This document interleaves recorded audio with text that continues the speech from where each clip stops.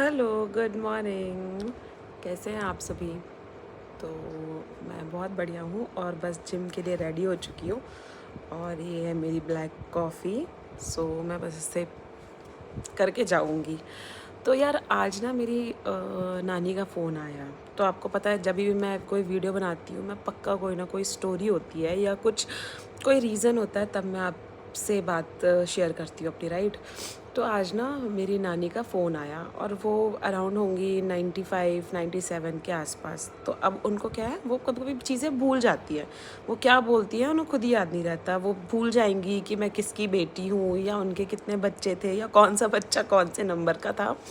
तो आज मेरी उनसे बात हो रही थी और वो भूल गई कि मैं उनकी बेटी की बेटी हूँ, नातन हूँ, है ना। तो वो मुझे अपनी बेटी समझने लग गई और उन्होंने मुझसे बहुत सारी बातें कर डाली जो शायद मुझे पता भी नहीं है। वो उनके बचपन की, उनके जवानी की बातें, उनके हस्बैंड की, नाना जी की बातें, उनकी सास की बातें, उन्होंने मुझसे बातें की। हालांकि मेरा वो बहुत पीक टाइम रहता है जब उनका मेरे पास कॉल आया था 10:30 से 11:30 के बीच में। बहुत ज़्यादा बिजी रहती हूँ बिकॉज़ मेरी डॉटर, मेरी मेड, सारी चीज़ें एक साथ चल रही होती हैं।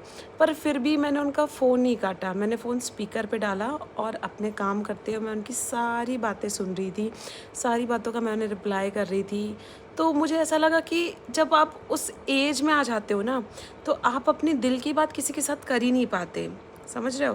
क्योंकि हम हैं, आज हमारे 4 दोस्त हैं, फैमिली है, हस्बैंड है, बच्चे छोटे हैं, हम अपने दिल की बातें कर सकते हैं, अपने माँ-बाप से बातें कर सकते हैं। लेकिन जब आप खुद ही 95 97 ईयर्स के हो और आपको चीज़ें भूलती हो बीच-बीच में, तो आप किससे अपने मन की बात शेयर करोगे? वो अपने जवानी के टाइम चली गई और वो उस तरीके की बातें कर रही है, तो वो बातें कौन सुनेगा?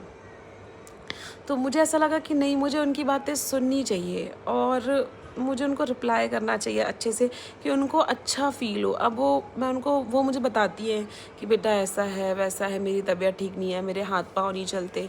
तो मैं उनको यही बोलती हूँ हमेशा कि ठीक हो जाओगी, जल्दी ठीक हो जाओगी।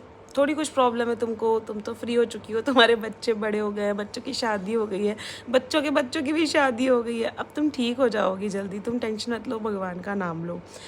तो बस मैं एक ही चीज़ ये बोलना चाहती हूँ कि यार प्लीज़, जो आपके घर के बड़े बुज़ुर्ग हैं, आप ये सोचकर उनसे दूर मत हो जाओ कि वो यार कुछ भी बड़बड़ा रहे हैं, वो कुछ भी बातें बोल रहे हैं। हर हर इंसान का एक दिन बुढ़ापा आना है ना? हर टाइम हम शायद उतना लंबा चल भी ना पाएँ। 95 97 बहुत मुश्किल है भाई, वो पुरानी खिलाई-पिलाई थी। लेकिन जो हमारे घर में बूढ़े हैं ना, बस उनकी बातें कभी-कभी सुन लेनी चाहिए। सिर्फ़ सुन लो। कुछ बोलो मत, सिर्फ सुन लो उनकी खुशी के लिए। तो मुझे अपनी नानी नाना से